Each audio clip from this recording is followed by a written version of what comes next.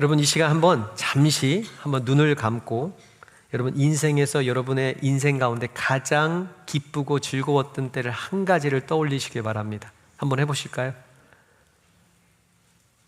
네, 좀 생각만 해도 이게 입가에 미소가 이게 머금게 되고 지금의 이 고단한 현실을 잠시 잊게 만들었던 여러분 가장 기뻤던 즐거웠던 일이 누구나 한 가지씩은 있을 줄 믿습니다. 이제 눈을 뜨셔도 됩니다. 어떤 일이셨습니까? 어떤 분들에게는 신분의 문제가 해결된 때, 또 어떤 분들에게는 그토록 오랫동안 구애해왔던 남편과 아내, 남자와 여자가 결혼하게 된 날, 그래서 어떤 분들에게는 첫 생명이 그 가정 가운데 태어난 날, 어떤 분들에게는 이 힘든 이민사회 가운데서 집 없이 이리저리 옮겨 다니시다가 드디어 마침내 집 한 채 마련한 날, 어떤 분들은 열심히 수고하고 일했더니 승진한 날, 그래서 이 샐러리가 확 올라간 날. 여러분, 이런 얘기만 들어도 우리가 좀 기쁘지 않습니까? 또 연세 드신 분들 중에는 손자, 손녀가 내 삶 가운데 찾아온 날, 이러면 참으로 기쁜 날이죠. 여러분, 기쁘십니까? 별로 아닐 줄 알았습니다. 왜냐? 한때는 그랬지만 지금은 아닌 경우들을 우리가 경험하게 되죠. 안타깝게도 세상이 주는 이러한 기쁨들이요, 유통기간이 그렇게 길지 않더라는 것입니다. 그때는 분명히 기쁘고 즐거웠는데 어느 순간 지나가 보니까, 시간이 흐르면서 익숙해지다 보니까 기쁘지 않는, 별로 아무렇지도 않은 어떤 그런 모먼트를 맞이할 때도 있죠. 제가 어느 한 권사님은요, 자식 태어날 때보다 손자가 태어나는 게 그렇게 기뻤답니다. 온 동네에 돈을 내고 가면서 밥 사주면서 우리 손자가 얼마나 잘생겼는지 아냐 하면서 자랑하고 다녔답니다. 정확히 1년이 지나지 않아서 죽겠다고 그러셨답니다. 너무나 이쁘다고 자랑했는데 자신의 자녀들이 그 손자를 날마다 집에 맡기셨답니다. 그 아이를 보는 게 보통 일이 아니더랍니다. 분명히 한때는 너무나 큰 기쁨이었는데 어느 순간에 짐이 되더라는 겁니다. 결혼 생활은 어떻습니까? 더 이상 얘기하진 않도록 하겠습니다. 분명히 우리에겐 큰 즐거움이었는데 세상이 주는 즐거움이요, 그렇게 오래가지 않습니다. 오래가지 않으면 다행인데 어느 순간인가 슬픔으로 변할 때도 많습니다. 이것이 세상이 주는 기쁨입니다. 그런데 여러분, 변하지 않는, 멈추지 않는 영원한 기쁨으로 살아갔던 사람들이 있습니다. 우리가 너무나 잘 알고 있는 초대교회 성도들이었습니다. 그들에게는 어떤 기쁨이 있었는 줄 아십니까? 예수님 부활하셨다는 이 소식이 너무나 큰 기쁨으로 그들 삶 가운데 찾아왔습니다. 이 기쁨으로 말미암아 그들의 삶에 있는 수많은 문제들과 핍박들과 어려움들을 잊어버릴 만큼, 넉넉히 이겨낼 만큼의 큰 기쁨이었다고 성경은 우리에게 이야기하고 있습니다. 더 나아가 심지어 순교하는 순간에조차도 이 부활의 기쁨을 그들 마음 가운데 깊이 새기면서 서로가 서로를 위로하며 견뎌내고, 여러분, 마침내 승리하였다라고 이야기합니다. 변하지 않는 기쁨, 이 사망의 권세를 이기는 기쁨이 있었답니다. 바로 다른 것이 아니라 부활의 기쁨이었습니다. 왜 부활의 기쁨이 그들에게 가장 큰 기쁨의 소식인 줄 아십니까? 우리가 너무나 잘 알고 있습니다. 우리의 죄를 대신하여 예수님께서 십자가에서 죽으셨지만 사흘 만에 부활하셨습니다. 사망의 권세를 깨트리시고 다시 살아나셨기 때문입니다. 그리고 더 나아가 이것을 믿는 자는 예수님의 부활하신 것처럼 함께 부활할 것이다라는 약속이 있었기 때문입니다. 그래서 지금은 현실은 비록 몸이 찢기고 핍박을 당하고 집이 빼앗기고 삶의 관계가 깨지는 어려움과 아픔이 있었지만 그들은 이 다시 살아난다는 부활의 소망을 가지고, 기쁨을 가지고 그 시대를 넉넉히 견뎌내며 이겨냈더라라는 것입니다. 그들에게 가장 기쁨의 소식, 굿뉴스는, 복음은요, 바로 예수님 부활하셨다라는 소식이었습니다. 그래서 우리도 지금까지도 기독교에서 가장 큰 기쁨의 절기로 우리가 지키고 있는 이유 중에 하나이기도 합니다. 여러분께 다시 질문으로 돌아가 보겠습니다. 여러분, 부활절 정말 기쁘십니까? 우리 서로 인사했죠. 예수님 부활하셨습니다. 근데 그 기쁨이 지금 내 삶의 문제보다, 내 삶의 어려움보다, 걱정과 근심을 넉넉히 이겨낼 만한 정말로 굿뉴스, 복음이 되십니까? 그것은 우리가 단순히 질문해 봐야 됩니다. 아니면 그냥 매년 이맘때쯤 되면 부활절도 있고, 또 고난주간 지나면 또 침례식도 있고, 그냥 뭐 그저 그런, 또 조금 오늘 조금 기쁘면 여성교회에서 맛있는 식사를 좀 준비했다니까 오늘은 좀 맛있는 거 먹고 갈 수 있는 그 정도의 절기로 지나가고 계시진 않습니까? 여러분, 왜 그렇게 됐습니까? 왜 초대교회 이 성도들이 가졌던 큰 기쁨, 부활의 기쁨이 지금 우리에게는 남아있지 않습니까? 여러분, 정답은요, 부활이 정말 믿어지지 않기 때문입니다. 사실 우리가 부활에 대한 소식은 있지만 부활에 대한 믿음이 있는지 없는지를 분명히 점검해 봐야 된다는 것입니다. 더 나아가면 부활하신 예수님을 나는 아직 인격적으로 만나지 못했을 수도 있더라는 사실입니다. 오늘 우리가 읽은 본문에 나온 이 엠마오로 가는 두 제자도 그와 같았다라고 오늘 성경은 이야기하고 있습니다. 여러분, 엠마오로 가는 두 제자에게도 예수님 부활하셨다는 소식을 들었습니다. 마리아를 통해서 부활하신 예수님을 만났던 제자들을 통해서 그들은 부활의 예수님에 대한 소식, 정보는 들었습니다. 그런데 확신, 믿음이 없었습니다. 여러분, 부활에 대한 소식은 들었지만 부활하신 예수님을 아직 그들은 만나지 못했기 때문입니다. 여러분, 믿어지지 않는 소식은 아무런 역사도 일어나지 않습니다. 우리에게도 혹시라도 같은 문제가 아닙니까? 우리가 부활절마다 또 찬양할 때마다 예수님 부활하셨다라는 소식을 날마다 듣고 있습니다. 그러나 지식에만 머물러 있지 우리의 삶 가운데 진정한 굿뉴스, 복음으로는 믿어지지가 않더라는 것입니다. 부활에 믿지 못하면요, 결국에는 부활하신 예수님의 참된 승리에 참여할 수 없습니다. 내 삶에 지금 당장에 일어나는 문제들을 믿음으로 이겨낼 수가 없습니다. 결국에는 작은 어려움에도 고난에도 절망에 빠져 여러분 낙심할 수밖에 없게 되는 것입니다. 그래서 오늘 우리가 읽은 우리 말씀을 통하여 이 부활의 참된 소망이 내 삶 가운데 정말로 있는지 주님 앞에 간절히 점검해 보시는 은혜의 시간 되시기를 주님의 이름으로 축원합니다. 이 첫 번째 우리가 살펴봐야 될 것은 부활이 믿어지지 않을 때, 부활이 산소망이 되지 않을 때 반드시 나타나는 모습이 있습니다. 한번 내 신앙을 점검해 보시기 바랍니다. 오늘 본문에 보니까 부활의 소식은 들었지만 부활이 믿어지지 않는 두 제자는요, 예루살렘을 떠나 엠마오를 향해 나아가고 있는 것을 보게 됩니다. 엠마오는 그들의 고향이었습니다. 다시 말로 하면 엠마오가 예루살렘이 아니라 엠마오로 돌아가고 있습니다. 여러분, 예루살렘을 떠났다, 이것은 단순히 어떠한 특별한 이 위치나 지명을 떠났다라는 의미가 아닙니다. 예루살렘이라는 것은 또 다른 영적인 의미가 있습니다. 예루라는 것은요, 기초, 터전이란 뜻이고요, 살렘이라는 것은 샬롬, 이것은 평환, 평화라는 의미가 있습니다.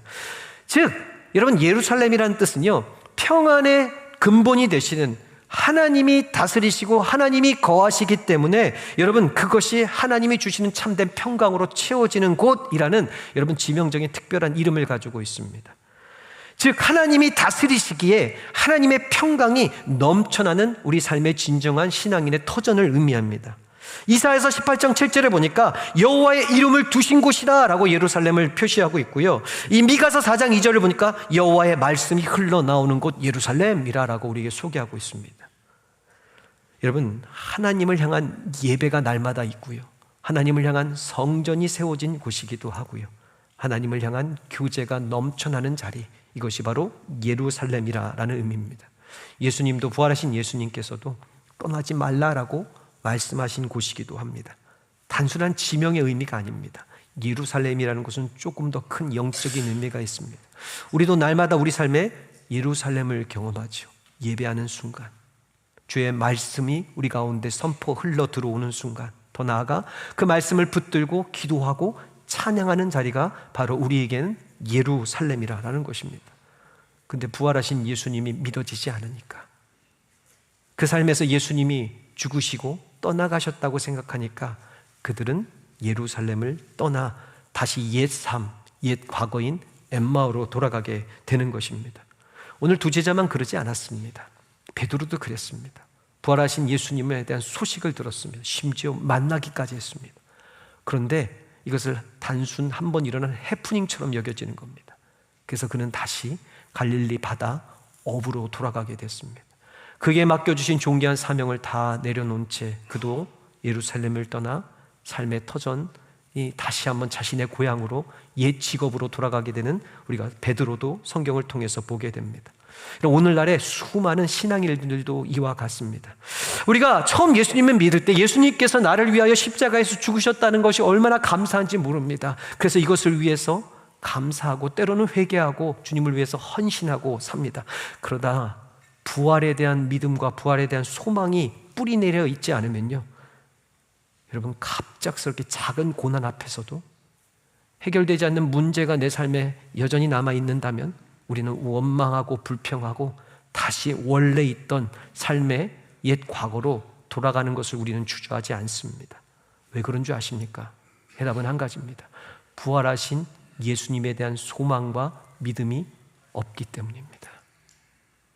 부활하신 예수님에 대한 믿음이 있으면요, 우리는 예루살렘을 떠나지 않습니다. 말씀의 자리를 떠나지 않습니다. 예배의 자리를 멀리하지 않습니다. 기도의 자리를 더욱더 사모하죠. 예수님이 죽으셨다라고 믿었기 때문에, 예수님이 지금 계시지 않는다고 믿기 때문에 우리는 과거로 돌아가는 것을 주저하지 않습니다. 이것이 바로 부활에 대한 소망과 믿음이 없는 사람들에게 나타나는 모습입니다. 쉽게 절망하고요, 쉽게 좌절합니다. 그리고 두 번째, 그 삶의 기쁨이 사라집니다. 오늘 고향으로 돌아가는, 엠마오로 돌아가는 두 제자의 모습을 보십시오. 고향으로 돌아가는 겁니다. 여러분, 한국 방문해 보셨죠? 우리의 고향 아닙니까?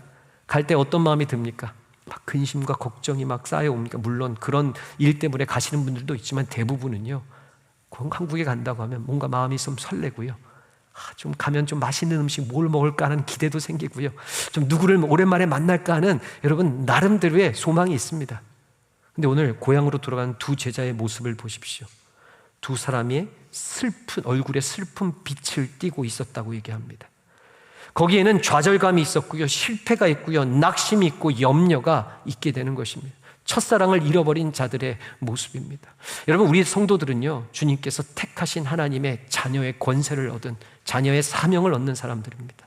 그 자리를 떠나 다시 세상으로 가는 것이 마냥 기쁠 것 같습니까? 그렇지 않습니다. 예배 자리를 떠나 세상에 즐기고 내가 이전에 해왔던 대로 돌아가는 것이 여러분 내 삶에 어떤 감격이 있을 줄 아십니까? 쉼이 있을 것 같습니까? 그렇지 않습니다. 가보면요, 절망이 찾아오고 뭔지 모를 더 큰 공허함이 찾아오고 뭔지 모를 슬픔이 우리를 엄습하게 되는 것입니다. 이것이 내가 하나님의 택하신 자녀라는 증거인 동시에 또한 내가 주님의 품을 멀리 떠났다라는 이야기도 됩니다. 그 삶에는 참된 기쁨도 없고 평안도 없습니다. 오늘 두 제자처럼 큰 실망감과 패배감 속에서 살아갈 수밖에 없게 되는 것입니다. 가장 큰 문제는 뭔지 아십니까? 가장 큰 그 표면에 드러나는 것은요, 예수님이 그들과 동행하고 계심에도 불구하고 예수님을 보지 못하는 겁니다. 예수님이 그들과 함께 동행하시면서 그들에게 말씀하고 있음에도 불구하고 그 음성을 듣지를 깨닫지를 못하게 되는 것입니다. 예수님 보십시오. 오늘 예수님이 직접 동행하셨습니다. 직접 말씀하셨습니다. 부활하신 예수님입니다. 그들이 몰랐던 분이 아닙니다. 그들과 3년 동안 함께 했던 분입니다.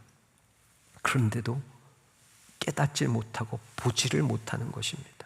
세상을 향한 눈은 띄어 있지만 주님을 보는 눈과 귀가 어두워진 것을 말합니다. 부활하신 예수님에 대한 소망이 사라질 때, 이 부활의 소망, 기쁨이 없으면요, 우리도 동일합니다. 이 부활하신 예수님을 인격적으로 만나지 못하면 아무리 이 자리에 어떤 유명한 설교자가 와 설교를 해도요, 그 던지는 유머나 예화는 우리가 쭉 즐기고 반응하는데 복음의 핵심에는요, 우리가 반응하지 못합니다.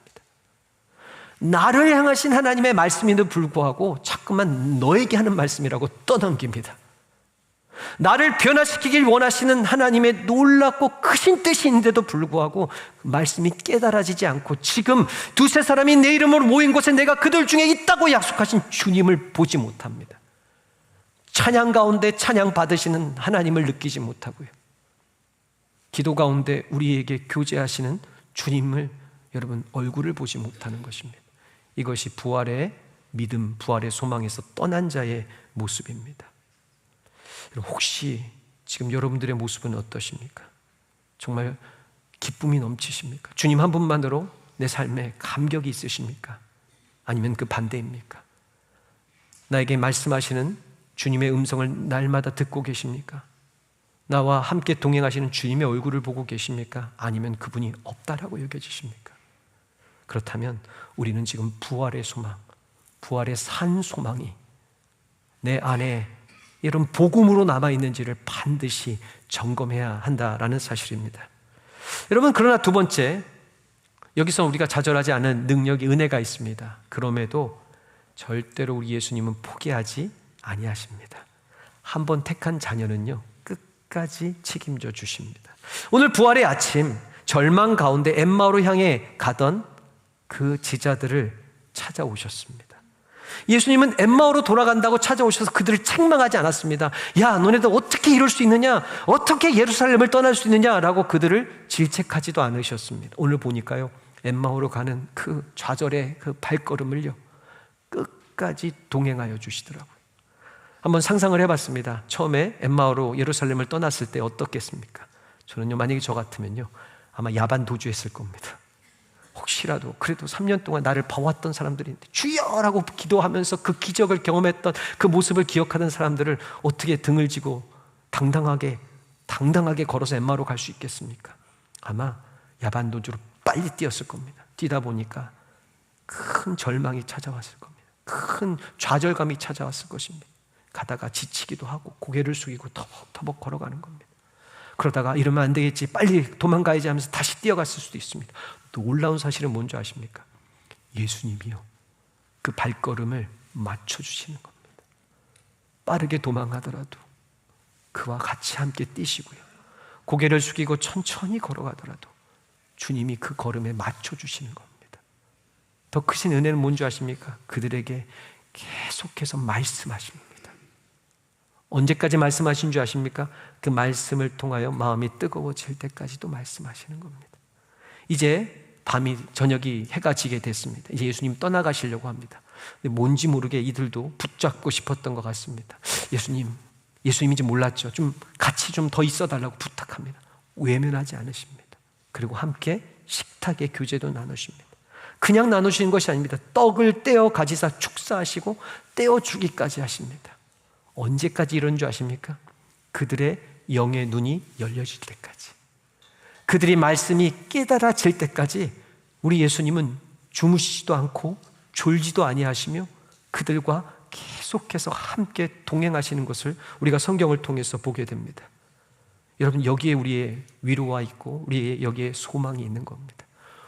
우리는 영의 귀가 막히고 영의 눈이 막혀서 보지 못하고 듣지 못하시지만 우리의 사랑이 충만하신 하나님께서는, 예수님께서는 언제나 우리와 함께 하시고 지금도 우리에게 말씀하시고 지금도 우리를 붙들고 계시더라는 것입니다.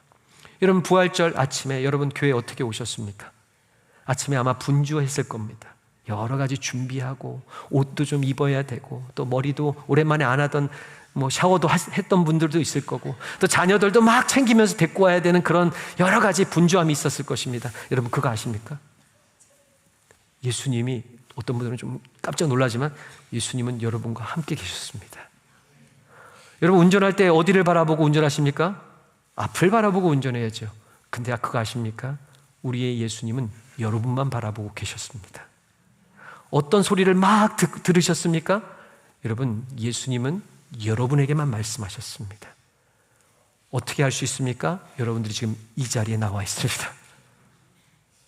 예수님이, 부활하신 예수님께서, 지금도 살아계신 예수님께서 여러분들을 이끄시고 인도하시고 붙들지 않으셨다면 우리는 이 자리에 나올 수 있을 수가 없습니다. 지금 우리 예수님은 지금도 살아계십니다. 부활하셔서 지금도 역사하시고 통치하시는, 더 나아가 우리를 절대로 포기하지 아니하시는 하나님이십니다. 우리의 연약함도 잘 아십니다. 예수님이 십자가를 지신 이유가 무엇인 줄 아십니까? 우리의 연약함을 친히 감당하기 위하심입니다. 여러분, 로마서 8장 26절에 이렇게 말씀합니다. 이와 같이 성령도 우리의 연약함을 도우시나니 우리는 마땅히 기도할 바를 알지 못하나 오직 성령이 말할 수 없는 탄식으로 우리를 위하여 친히 간구하시느니라 라고 말씀하고 있습니다. 여기에 여러분 시제를 보면요, 이전부터 지금까지 앞으로도 계속 그렇게 하신답니다. 주님이 우리를 향한 약속이십니다.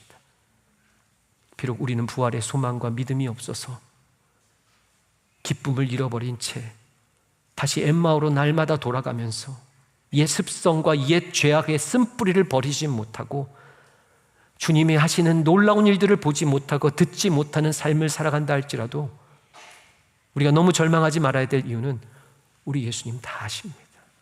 그리고 여러분들이 깨달을 때까지 여러분들에게 말씀하실 것이고 여러분들을 붙들어 세워주실 것입니다. 그것이 깨달아진다면 이제는 고개를 숙여 보는 땅의 눈을, 시선을 돌려 주님을 바라보시기를 주님의 이름으로 축원합니다. 이런 주님, 이 시간에 오셔서 이 부활에 대한 믿음, 부활에 대한 소망을 잃어버린 내 삶에 찾아오셔서 영의 눈을 떠주시고 영의 길을 열어달라고 간구하시기를 주님의 이름으로 축원합니다. 구하는 자에게 주십니다. 여러분, 바라는 자에게 반드시 허락하시는 우리 능력의 사랑이 많으신 우리 주 예수 그리스도를 깊이 묵상하시기를 주님의 이름으로 축원합니다. 여러분, 이제 이들에게 드디어 영의 눈이 열렸습니다. 영의 귀가 띄어지기 시작했죠. 이제 세 번째, 부활하신 예수님을 그들이 만났습니다. 믿어질 때 반드시 나타나는 변화들이 있습니다. 첫 번째, 어떤 변화가 일어났습니까? 낙심과 슬픔에 찬 마음이 뜨거워지기 시작했습니다. 그러면 주님 말씀이 풀어주실 때에 제자들 마음 가운데 무엇이 있었다고 나중에 이렇게 고백합니까? 그때는 잘 몰랐지만 예수님 떠나가신 다음에 보니까 그때 주셨던 말씀이 내 마음을 뜨겁게 하더라는 것입니다. 누가복음 24장 32절에 보십시오. 길에서 우리에게 말씀하시고 우리에게 성경을 풀어주실 때에 우리 속에서 마음이 뜨겁지 아니하더냐. 말씀이요, 어느 순간 내 마음을 뜨겁게 하셨답니다. 이 말씀이 평소에는 로고스, 아무에게나 선포되었던 그 말씀이요, 나에게 레마, 나를 향하신 나의 마음을 뜨겁게, 때로는 회개케, 또는 내 마음 가운데 깨닫게 하시는 그 생명의 말씀으로 나에게 들려지기 시작하더라는 것입니다. 여러분, 오늘 이 말씀이 여러분들의 마음을 뜨겁게 하시기를 주님의 이름으로 축원합니다. 어떤 분들은 여기에 다르게 반응합니다. 저 목사가 맨날 나의 뒤를 캐고 다니나, 왜 나한테 이런 얘기를 하나 하면서 화내는 분들도 있습니다. 저는 이런 분들도 귀하다고 생각합니다. 얼마나 귀합니까? 자기한테 하는 말씀인지 들었다면 하나님께, 성령께서 역사하시지 않으면 그런 일도 일어나지 않습니다. 그러나 더 나아가 그 뜨거움이 변하여 기쁨이 되시기를 주님의 이름으로 축원합니다.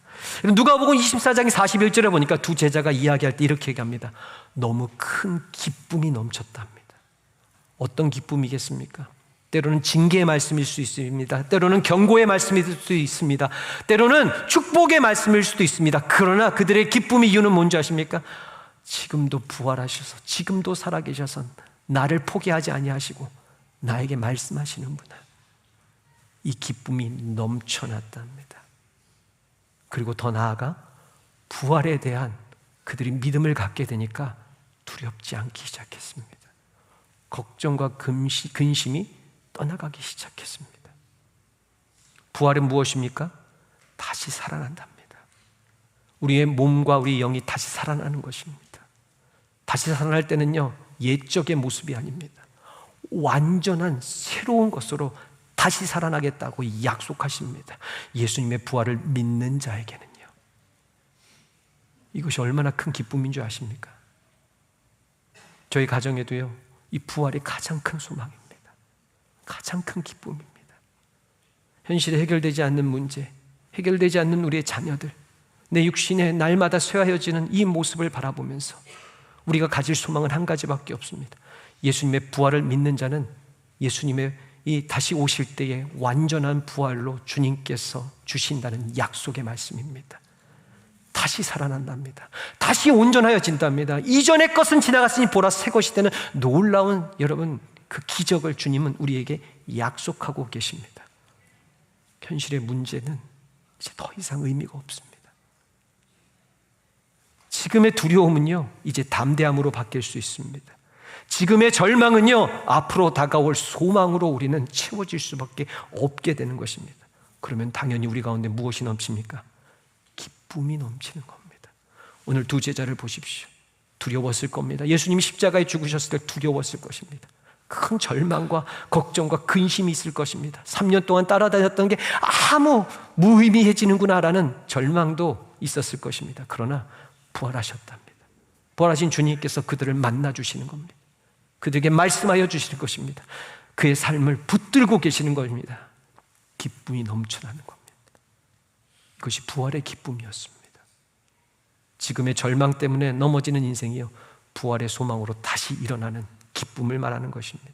바로 부활하신 예수님을 만났기 때문입니다. 바라고 원하기는 여러분 부활의 예수님을 만나시기를 주님의 이름으로 축원합니다. 부활이 여러분 삶의 가장 큰 소망이 되며 기쁨이 되시기를 주님의 이름으로 축원합니다.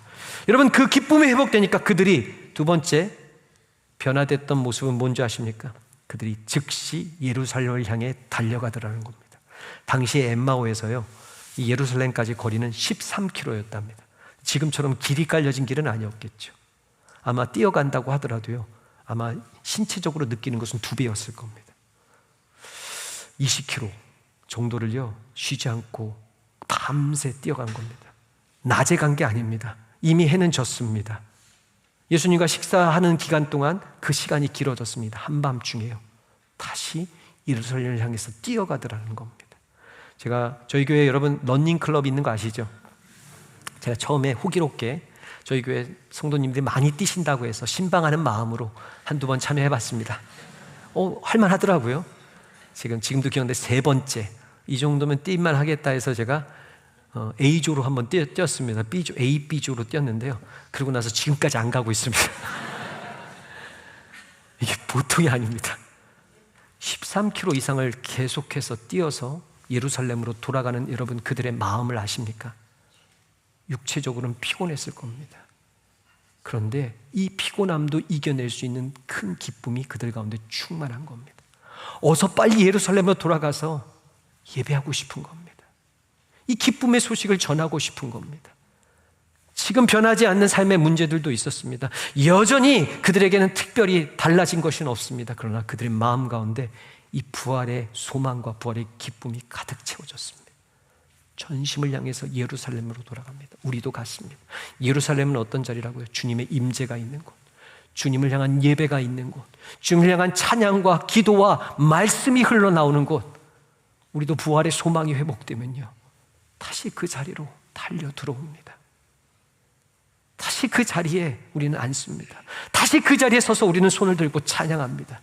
다시 그 자리에 엎드려 두 손을 모으고 정말 주님을 사모하며 기도합니다. 이것이 바로 우리가 꿈꾸는 교회 공동체입니다. 여러분 그렇게 하니까 어떤 일이 일어나는 줄 아십니까? 자기들만 올라간 줄 알았더니 거기에 보니까 수많은 부활을 체험한 사람들이 그 자리에 앉아 있는 겁니다. 함께 즐거워 찬양하는 겁니다. 함께 기뻐하며 노래하고 기도하고 있는 것입니다. 그들이 나눠서 무슨 일을 하고 있습니까? 그 부활하신 예수님이 나타나셨다, 시몬에게도 나타나셨다 라고 하면서 서로가 그 즐거움과 기쁨을 나누며 형제 자매 간의 교제가 회복되는 것입니다. 이것이 교회 공동체입니다. 모이면 남 욕하고, 모이면 목사 얘기하고, 모이면 어떤 집사 장로 얘기하는 이런 공동체가 아니라요, 부활하신 예수님, 그 주님을 만난 그 기쁨, 그 부활하신 주님에 대한 소망으로 인하여 변화되는 내 삶, 그것을 나누는 자리가 바로 주님께서 기뻐하시는 초대교회 교회 공동체였습니다. 그 기쁨이 넘치니까요, 믿음이 생겨나기 시작합니다. 나도 변할 수 있구나, 나도 주님을 더 깊이 알기를 원한다는 소망이 그 가운데 넘쳐나기 시작했습니다. 핍박이 와도 환난이 와도 어떠한 고난 속에서도 그들은요, 목숨을 내놓으면서까지 예배하는 겁니다. 주님 가운데 기뻐하는 것입니다. 순교하는 자리 가운데서 오히려 예수님이 살아계셨습니다, 살아계신 하나님이십니다를 증거하게 되는 것입니다. 어떠한 환난과 핍박 속에서도 그들의 부활의 기쁨을 빼앗아갈 수 없게 되었습니다. 지금 여러분들의 삶을 한번 돌아보십시오. 왜 여러분 절망하고 있습니까? 왜 우리 가운데 기쁨이 다 사라졌습니까? 교회를 오는 것이 하나의 그냥 한 주에 한 번 해야 되는 종교적인 어떤 습관처럼 여겨지십니까? 남들은 정말 기쁨으로 찬양하는데 나는 빨리 저 찬양 한 곡만 좀 줄였으면 반복을 또 왜 하는 거야? 이러고 있지 않습니까? 말씀 시간이 조금만 길어지면 저 목사 오늘 정신이 좀 이상한 거 아니야? 라고 우리가 착각하고 있지 않습니까? 아니요, 부활의 소망이 우리 가운데 다시 회복되면, 부활의 산 소망이 우리 가운데 복음의 소식으로 들려지기 시작하면, 우리는 다시 예루살렘을 향해 나아가고 성도의 교제 가운데 나가게 되며, 슬픔이 변하여 기쁨이 되고 절망이 변하여 소망으로 바뀌기 시작하는 것입니다. 이러한 기쁨이 우리 귀한 부활절, 1년에 한 번 지나가는 절기가 아니라 이 부활절의 아침에 우리 여러분들의 성도들 심령 가운데 넘쳐나시기를 주님의 이름으로 축원합니다. 그래서 지금 내가 처한 이 절망의 상황이 더 이상 나를 누르지 않기를 주님의 이름으로 축원합니다. 우리는 다시 부활하게 될 것입니다. 예수 그리스도의 부활을 믿는 자는요, 다시 우리는 그 부활에 함께 참여하게 될 것입니다. 지금의 어려움들은 금세 사라지게 될 것입니다. 지금의 연약함은 더 이상 우리의 장애물이 되지 않게 될 것입니다. 부활의 주님을 믿는 믿음 안에서 부활의 참된 기쁨을 넉넉히 누리시는 우리 귀한 토렌스 좋은교회 성도들 되시기를 주님의 이름으로 축원합니다. 이제 다시는 엠마오로 가지 마십시오. 다시는 뒤돌아서 가지 마시기 바랍니다. 뒤를 보는 인생이 아니라 부활의 기쁨을 가지고 주님을 향해 다시 앞으로 나아가시기를 간절히 주님의 이름으로 축원하며 소망합니다.